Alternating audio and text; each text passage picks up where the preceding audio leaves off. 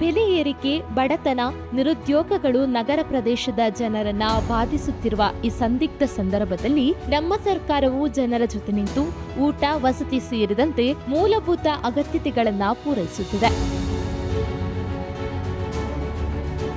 ರಾಜ್ಯದ ಎಲ್ಲ ನಗರ ಸ್ಥಳೀಯ ಸಂಸ್ಥೆಗಳ ಪಟ್ಟಣಗಳಲ್ಲಿ ಒಟ್ಟು 188 ಇಂದಿರಾ ಕ್ಯಾಂಟೀನ್ ಸ್ಥಾಪಿಸಲು ಕ್ರಮ ಕೈಗೊಳ್ಳಲಾಗಿದೆ.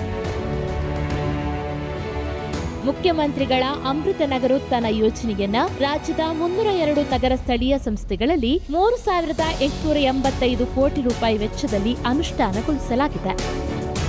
ವಸತಿ ರಹಿತ ಪೌರ ಕಾರ್ಮಿಕರನ್ನ ಗುರುತಿಸಿ ಅವರಿಗೆ ಗೃಹಭಾಗ್ಯ ಯೋಜನೆಯಡಿ 4,998 ಮನೆಗಳನ್ನು ನಿರ್ಮಿಸಿಕೊಟ್ಟು ಅವರ ಬದುಕಿಗೆ ಸೂರಿನ ಭಾಗ್ಯ ಕಲ್ಪಿಸಲಾಗಿದೆ. ಬೆಂಗಳೂರು ನಗರದ 12,692 ಗುತ್ತಿಗೆ ಪೌರ ಕಾರ್ಮಿಕರ ಸೇವೆಯನ್ನ ಕಾಯಂಗೊಳಿಸಲಾಗಿದೆ. ಮಾಸಿಕ ವೇತನವನ್ನ 39,000 ರೂಪಾಯಿಗೆ ಏರಿಕೆ ಮಾಡುವ ಮೂಲಕ ಘನತೆಯ ಬದುಕು ರೂಪಿಸಲಾಗಿದೆ. ನಗರವಾಸಿಗಳಿಗೆ ನೆಮ್ಮದಿಯ ಬದುಕು ಕಲ್ಪಿಸುವುದು ನಮ್ಮ ಸರ್ಕಾರದ ಸಂಕಲ್ಪ.